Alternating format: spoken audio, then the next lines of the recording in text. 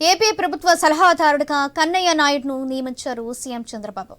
విశ్రాంత ఇంజనీర్ అయిన కన్నయ్య నాయుడును జలవనరుల శాఖలో మెకానికల్ విభాగం సలహాదారుడిగా నియమిస్తూ ఉత్తర్వులు జారీ చేసింది.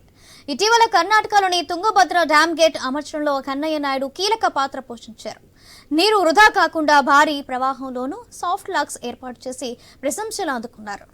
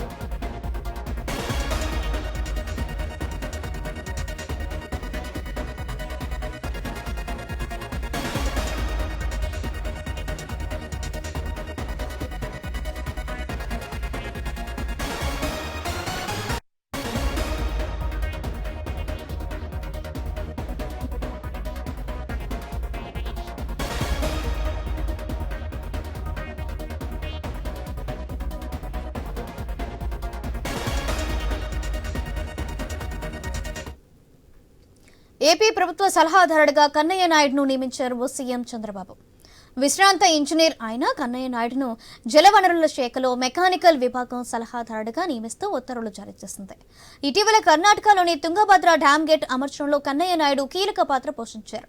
నీరు వృధా కాకుండా భారీ ప్రవాహంలోనూ సాఫ్ట్ లాక్స్ ఏర్పాటు చేసి ప్రశంసలు అందుకున్నారు.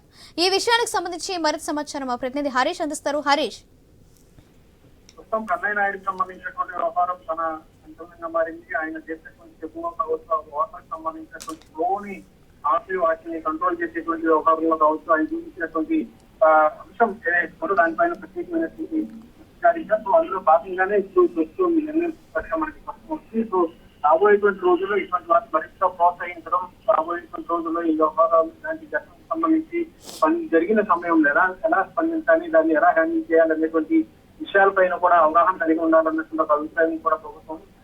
ఆయన స్వయంగా ముఖ్యమంత్రి చంద్రబాబు నాయుడు కూడా కలిసి అభినందనలు తెలియజేసినటువంటి విషయంతో ఇప్పుడు ఆయన్ని ఇలా నియామకానికి సంబంధించినటువంటి అంశం పైన కొంతవరకు కూడా సర్వస్థాయి చర్చ జరిగినటువంటి నేపథ్యం. ఇప్పుడు ఈ వ్యవహారం పైన ఎలాంటి ప్రభుత్వం ముందుకు వెళ్ళేటువంటి సిచ్యువేషన్ ఉంది, దీన్ని పూర్తిగా స్టడీ చేయాల్సినటువంటి అవసరం ఉంది. కాబట్టి ఇలాంటి విషయాలన్నింటిపైన కూడా ప్రత్యేకంగా విచారిస్తారు.